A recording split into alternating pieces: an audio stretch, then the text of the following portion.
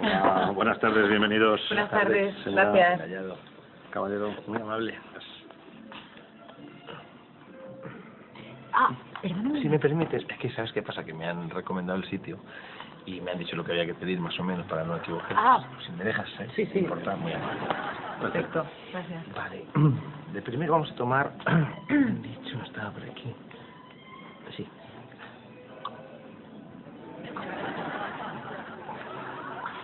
Con...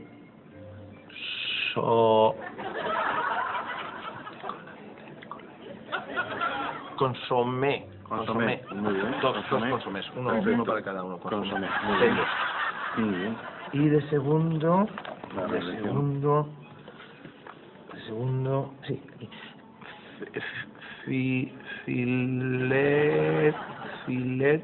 Filet, le falta una E.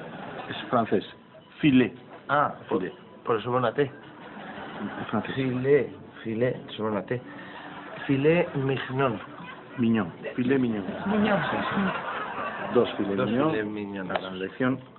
Y para el vino me permito recomendarles, tenemos un San Emilion extraordinario y un Chateau Lafite realmente apoteósico. No le digo que no, pero mejor tinto, que nos gusta más, ¿verdad? Los dos que le comento al caballero son tintos.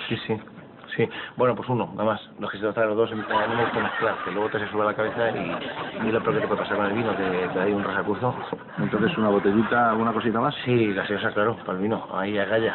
Para este vino, Sí, claro, para este, porque si no, para el otro no nos hace nada. Tiene que ser para Muy bien, gracias, caballero. Venga, hasta luego. ¿Qué dice para este vino? ¿Qué cosas tiene la gente? Bueno, ¿y tú a qué te dedicas? Pues soy concejal de cultura ahora.